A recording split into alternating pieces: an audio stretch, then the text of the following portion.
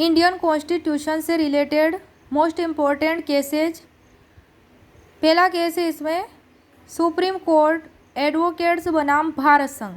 कौन सा केस है? सुप्रीम कोर्ट एडवोकेट्स बनाम भारत संघ। इसमें क्या था कि इस वाद में कोर्ट ने निर्धारित किया कि सुप्रीम कोर्ट के वरिष्ठ न्यायाधीश को ही उसका मुख्य न्यायाधीश बनाया जाए। न्यायाधीशों की नियुक्ति में राष्ट्रपति सुप्रीम कोर्ट के मुख्य जज की परामर्श को मानने के लिए आबद्ध है, जो उसकी व्यक्तिगत राय न होकर एक निकाय की राय होगी।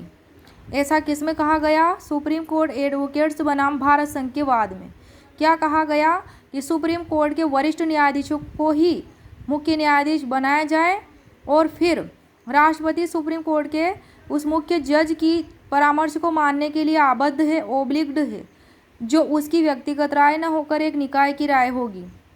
नेक्स्ट केस है दूसरा टी.के. रंगराजन वर्सेस तमिलनाडु राज्य। इसमें कोर्ट ने निर्धारित किया कि सरकारी कर्मचारियों को हड़ताल करने का कोई मूलाधिकार नहीं है। क्या करने का? हड़ताल करने का। किसको? सरकारी कर्मचारियों को।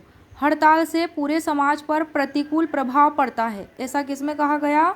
टी.के. रंगराजन वर्सेस तमिलनाडु राज्य। तो इसमें क्या कहा गया? सरकारी कर्मचारी के द्वारा हड़ताल जो की जाती है उस पर प्रतिबंध लगाने के लिए इसमें कहा गया। तीसरा केस है बी.आर. कपूर बनाम तमिलनाडु राज्य। इसमें कोर्ट ने निर्धारित किया कि जो व्यक्ति विधानमंडल का सदस्य बनने के लिए अर्ह नहीं है, योग्य नहीं है, उसे आर्टिकल 75 के क्लोज 5 के अधीन मंत्री नियुक्त नहीं किया जा सकता। किसके तहत? आर्टिकल 75 के क्लोज 5 के अधीन मंत्री नियुक्त नहीं किया जा सकता।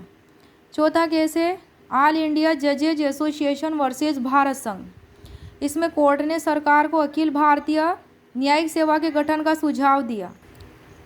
नेक्स्ट केस है पांचवा केस है सरला मुद्गल बनाम भारत संघ का। इसमें कोर्ट ने निर्धारित किया कि समान सिविल संहिता का उपबंध सभी व्यक्तियों पर एक जैसे लागू किया जाए। किसका उपबंध? समान सिविल संहिता का उपबंध सभी व्यक्तियों पर एक जैसे लागू किया जाए। ऐसा किसमें कहा गया? सरला मुद्गल बनाम भारत संघ के केस में।